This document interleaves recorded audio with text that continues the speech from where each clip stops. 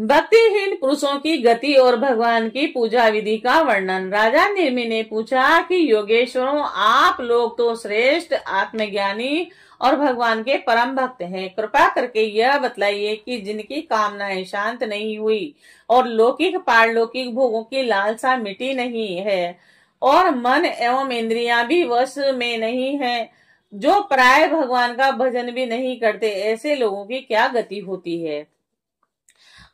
अब 8वें योगेश्वर चमर्स जी ने कहा, राजन, विराट पुरुष के मुख से सत्य प्रधान ब्रह्मांड, भुजाओं से सत्य रज प्रधान क्षत्रिय और जांघों से रज तम प्रधान वैश्य और चरणों से तम प्रधान शूद्र की उत्पत्ति हुई है और उन्हीं की झांगों से ग्रस्त आश्रम, हृदय से ब्रह्मचर्य और वक्ष स्थल से वानरप्रस्थ और मस्तक से संन्यास, ये 4 आश्रम प्रकट हुए हैं। इन चारों वर्णों और आश्रमों के जन्मदाता स्वयं भगवान ही है और वही इनके स्वामी, नियत्ता और आत्मा भी हैं।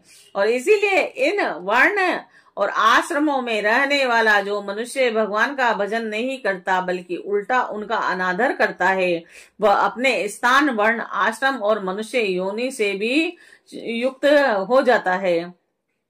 उसका अधपतन तो हो जाता है, परंतु बहुत सी स्त्रियां और शूद्र आदि भगवान की कथा और उनके नाम कीर्तन आदि से कुछ दूर पड़ जाते हैं और वे आप जैसे भगवत की दया के पात्र हैं। आप लोग उन्हें कथा कीर्तन की सुविधा देकर उनका उद्धार करें। ब्राह्मण, क्षत्रिय, वैश्य जन्म से ही वेद्या अध्ययन से तथा यज्ञोपवीत आदि संस्कारों से भगवान के चरणों के निकट तक पहुंच चुके हैं, फिर भी वह वेदों का असली तात्पर्य न समझकर अर्थवाद में लगकर मोहित हो जाते हैं और उन्हें कर्म का रहस्य मालूम ही नहीं है।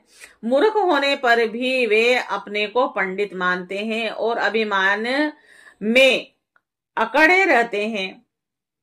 वे मीठी मीठी बातों में भूल जाते हैं और केवल वस्तु शून्य शब्द माधुर्य के मोह में पड़कर चटकीली भड़कीली बातें कहा करते हैं और रजोगुण की अधिकता के कारण उनके संकल्प बड़े घोर होते हैं।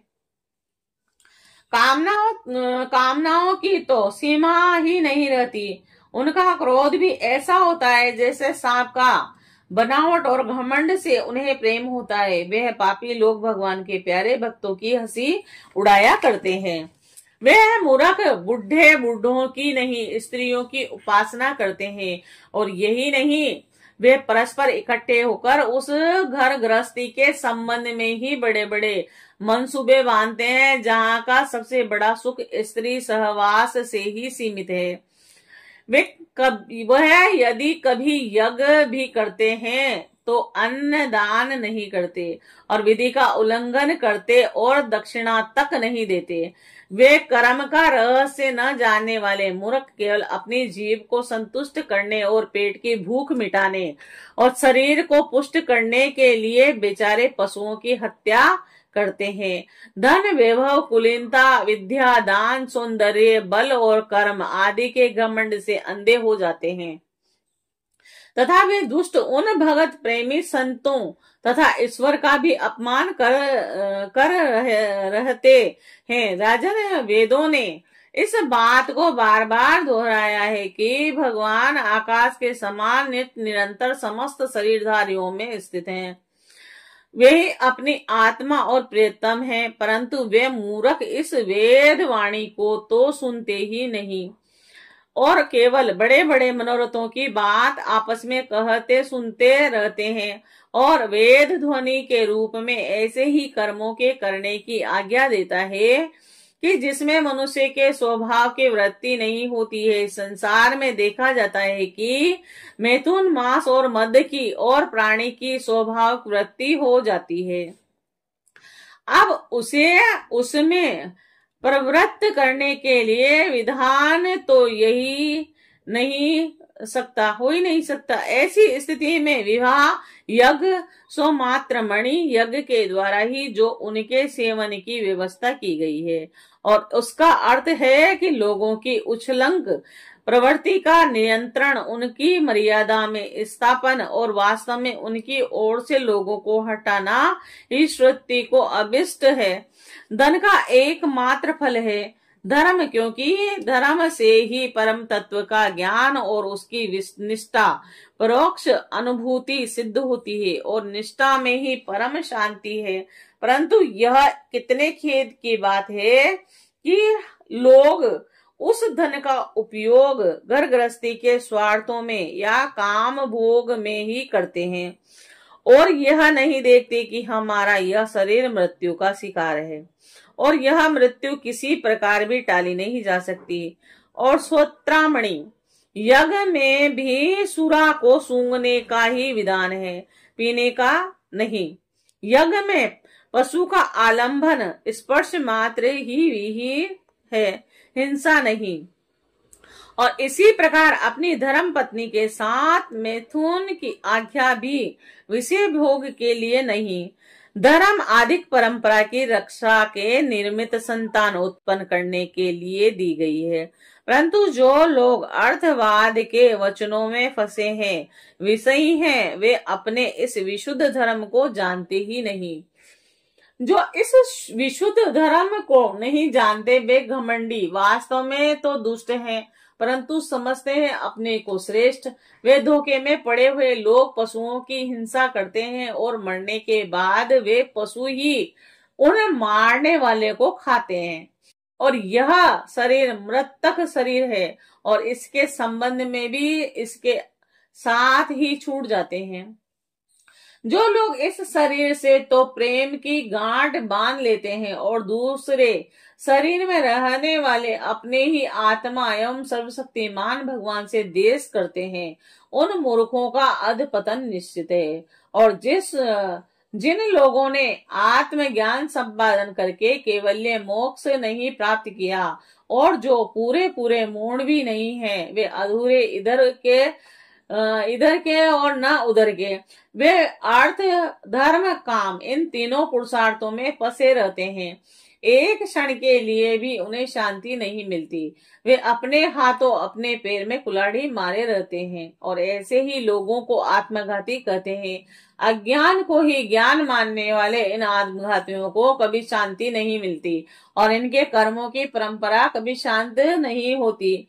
काल भगवान सदा सर्वदा इनके मनोरथों पर पानी फेरते रहते हैं और इनके हृदय की जलन विषाद कभी मिटने का नहीं।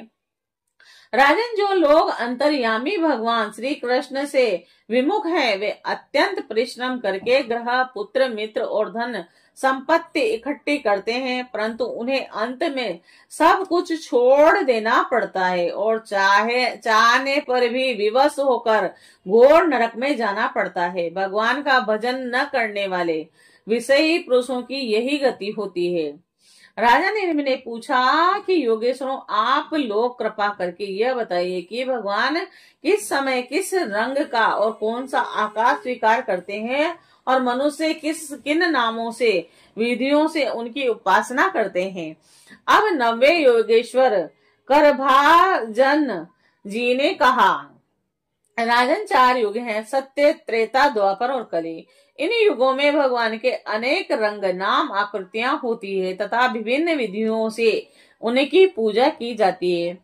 सत्य युग में भगवान के श्री विग्रह का रंग होता है श्वेत और उनके 4 भुजाएं और सिर पर जटा होती है तथा वह वलक लका ही वस्त्र पहनते हैं। काले मृग का चर्म, यज्ञोपवीत रुद्राक्ष की माला, दंड और कमंडल धारण करते हैं। और सतयुग के मनुष्य बड़े शांत, परस्पर वैर रहित, सबके हितैषी और समदर्शी होते हैं। वह लोग इंद्रियों और मन को वश में रखकर ध्यान रूप तपस्या के द्वारा सबके प्रकाशक परमात्मा की आराधना करते हैं। वे लोग हंस, सुपर्ण, वैकुंठ, धर्म, योगेश्वर और अमल, ईश्वर और पुरुष, अव्यक्त और परमात्मा आदि नामों के द्वारा भगवान के गुण लीला आदि का गान करते हैं। राजन, त्रेता युग में भगवान के श्री विग्रह का रंग होता है लाल और 4 भुजाएं होती है और कटे भाग में वे 3 मेखला धारण करते हैं और उनके केस सुनहले होते हैं और वे प्रतिदिन पादित यज्ञ के रूप में रहकर शुक्र, सुवास, सुआ और आदि यज्ञ पात्रों को धारण किया करते हैं। सुख सुआ पात्रों को धारण करते हैं और उस युग के मनुष्य अपने धर्म में बड़ी निष्ठा रखने वाले और वेदों के अध्ययन अध्यापन में बड़े प्रवीण होते हैं। वे लोग ऋग्वेद, यजुर्वेद, सामवेद और वेद यत्री के द्वारा सर्ववेद स्वरूप देवादिदेव भगवान श्री हरि की आराधना करते हैं। और त्रेता युग में अधिकांश लोग विष्णु, यज्ञ, उशिन, ग्रभ, सर्वदेव, उरुक्रम और वृक्षा, कपि, जयंत और उरुगाय आदि नामों से उनके गुण और लीला आदि का कीर्तन करते हैं। राजन, द्वापर में भगवान के श्री विग्रह का रंग होता है सांवला और ये सांवला रंग वे पीतांबर तथा शंख, चक्र, गदा आदि अपने आयुध धारण करते हैं और वक्ष स्थल पर श्री वस्त्र का चिन्ह, भृगुलता, कौस्तुभ मणि आदि लक्षणों से वे पहचाने जाते हैं। राजन, उस समय जिज्ञासु मनुष्य राजाओं के चिन्ह, छत्र, चंवर आदि से युक्त परम पुरुष भगवान की वैदिक और तांत्रिक विधि से आराधना करते हैं। वे लोग इस प्रकार भगवान की स्तुति करते हैं।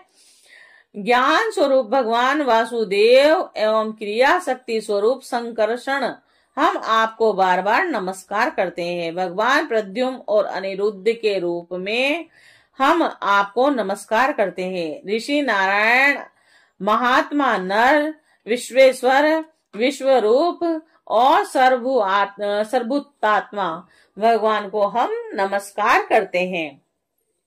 राजन, द्वापर युग में इस प्रकार लोग जगदीश्वर भगवान की स्तुति करते हैं। अब कलि युग में अनेकों तंत्रों के विधि विधान से भगवान की जैसी पूजा की जाती है उसका वर्णन सुनो। कलि युग में भगवान का श्री विग्रह होता है कृष्ण वर्ण यानी काले रंग का और जैसे नीलम मणि से उज्जवल क्रांति धारा निकली रहती है वैसे ही उनके अंग की छटा भी उज्जवल होती है और वे हृदय आदि अंग, कौस्तुभ आदि उपांग और सुदर्शन आदि अस्त्र और सुनंद प्रवृत्ति पार्षदों से संयुक्त रहते हैं। कलि युग में श्रेष्ठ बुद्धि संपन्न पुरुष ऐसे यज्ञों के द्वारा उनकी आराधना करते हैं जिनके नाम, गुण, लीला आदि के कीर्तन की प्रधानता रहती है। वे लोग भगवान की स्तुति इस प्रकार करते हैं कि प्रभु आप शरणागत रक्षक हैं, आपके चरणारविंद सदा सर्वदा ध्यान करने योग्य है और माया मोह के कारण होने वाले सांसारिक पराजयों का अंत कर देने वाले तथा भक्तों की समस्त अभिष्ट वस्तुओं का दान करने वाले कामधेनु स्वरूप हैं। वे तीर्थों को भी तीर्थ बनाने वाले स्वयं परम तीर्थ स्वरूप हैं। शिव, ब्रह्मा आदि बड़े बड़े देवता उन्हें नमस्कार करते हैं और चाहे जो कोई उनकी शरण में आ जाए उसे स्वीकार कर लेते हैं और सेवकों की समस्त आरती और विपत्ति के नाश तथा संसार सागर से पार जाने के लिए जहाज है। महापुरुष में आपके उन्हीं चरणारविंदों की वंदना करता हूँ।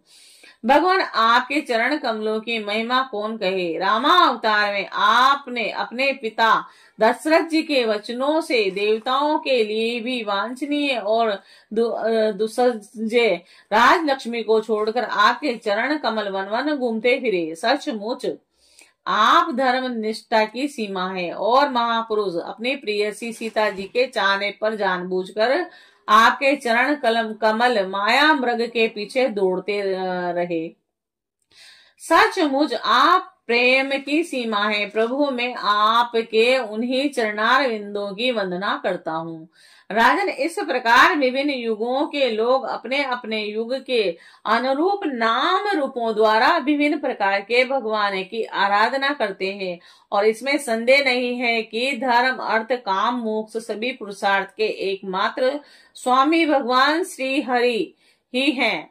कलयुग में केवल संकीर्तन से ही सारे स्वार्थ और परमार्थ बन जाते हैं, और इसीलिए इस युग का गुण जानने वाले सारग्राही श्रेष्ठ पुरुष कलयुग की बड़ी प्रशंसा करते हैं, इससे बड़ा प्रेम करते हैं। देह अभिमानी जीव संसार चक्र में अनादि काल से भटक रहे हैं। उनके लिए भगवान की लीला गुण और नाम के कीर्तन से बढ़कर और कोई परम लाभ नहीं है, क्योंकि इससे संसार में भटकना मिट जाता है और परम शांति का अनुभव होता है। राजन, सत्य युग त्रेता द्वापर की प्रजा चाहती है कि हमारा जन्म कलयुग में हो, क्योंकि कलयुग में कहीं कहीं भगवान नारायण के शरणागत उन्हीं के आश्रय में रहने वाले बहुत से भक्त उत्पन्न होंगे।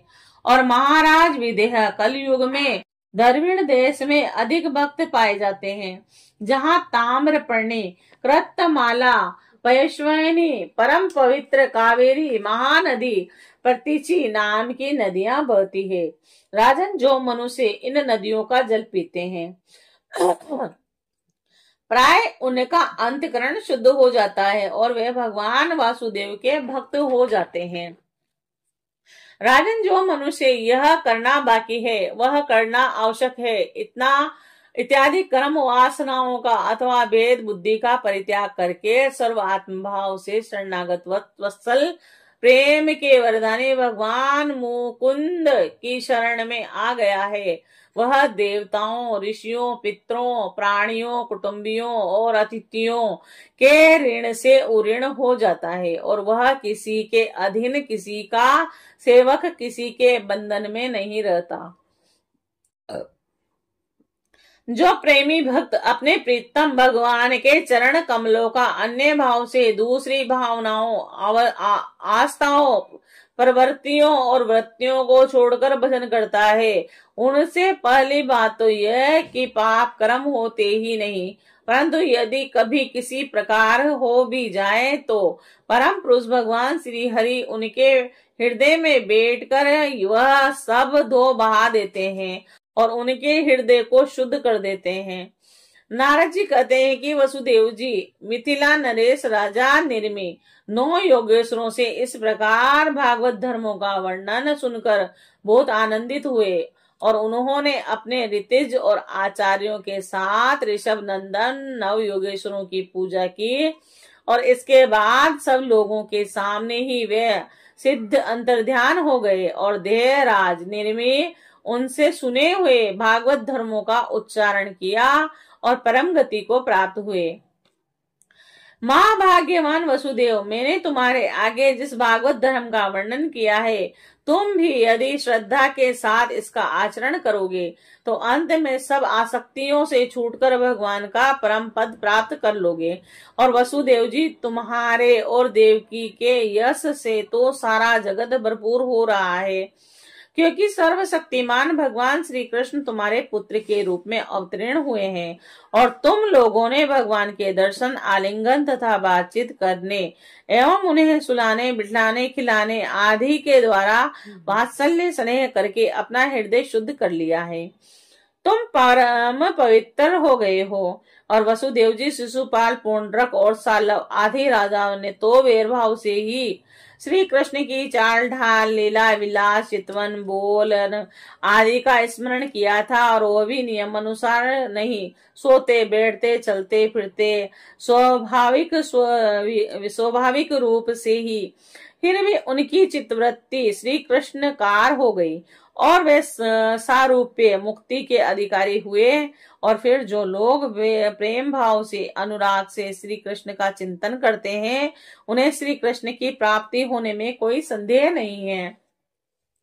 वसुदेव जी, तुम श्री कृष्ण को केवल अपना पुत्र ही मत समझो, वे सर्व आत्मा, सर्वेश्वर, कारणातीत और अविनाशी हैं। उन्होंने लीला के लिए मनुष्य रूप प्रकट करके अपना ऐश्वर्य छिपा रखा है। वे पृथ्वी के आधारभूत भारभूत राजवेशधारी असुरों का नाश और संतों की रक्षा करने के लिए तथा जीवों को परम शांति और मुक्ति देने के लिए ही अवतीर्ण हुए हैं। इसीलिए जगत में उनकी कीर्ति भी गाई जाती है।